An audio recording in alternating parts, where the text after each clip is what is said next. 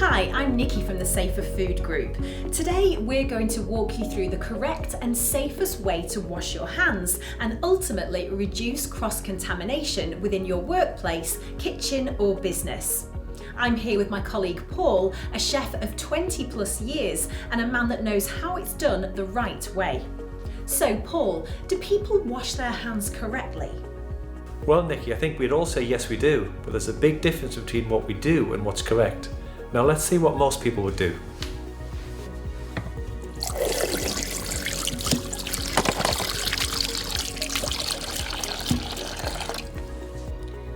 That's how I wash my hands, but I'm guessing you're about to tell me it's all wrong?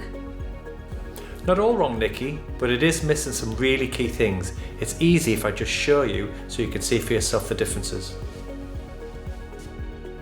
You need to wet your hands and apply liquid soap so that the soap will work more effectively. Water starts to dissolve the soap, which in turn dissolves the dirt or oil on your hands.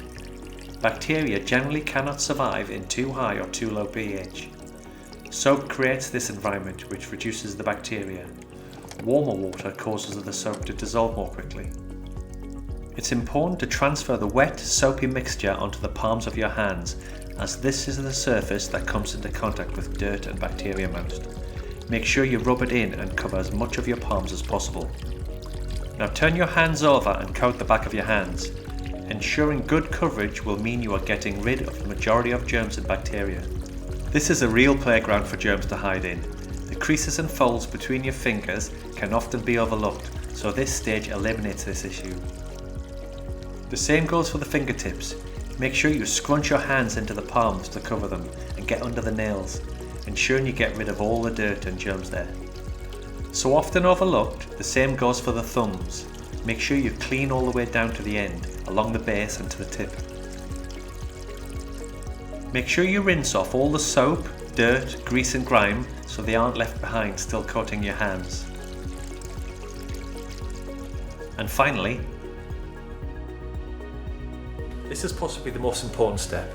If you were to use a towel, a tea towel, your uniform or anything else, then you've just undone most of your hard work in getting rid of all the dirt, as you'll transfer whatever was on there back onto your hands.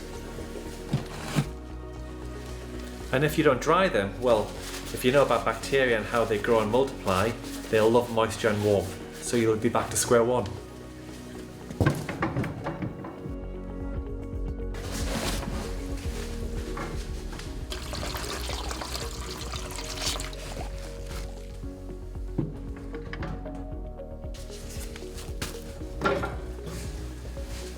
Now it's incredibly important to note that I didn't touch the bin at any point. Make sure you never touch the bin, as this will make everything you just did completely null and void, similar to touching the sink tap. So for best hand washing practice, use a pedal or even automatic bin. And to finish, give your hands a good sanitize and let them air dry.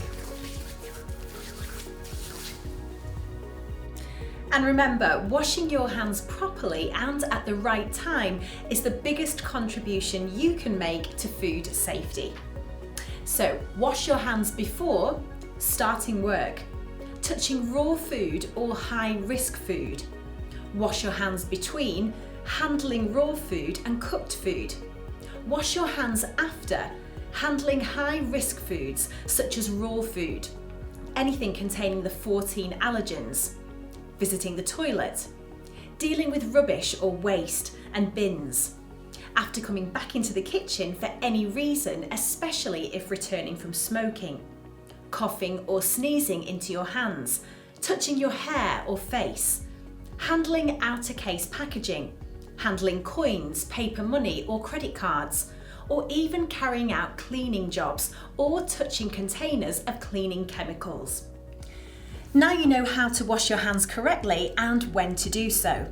If you follow these rules, you could significantly reduce the risk of cross-contamination and the likelihood of any level of food poisoning to those who consume the food you produce.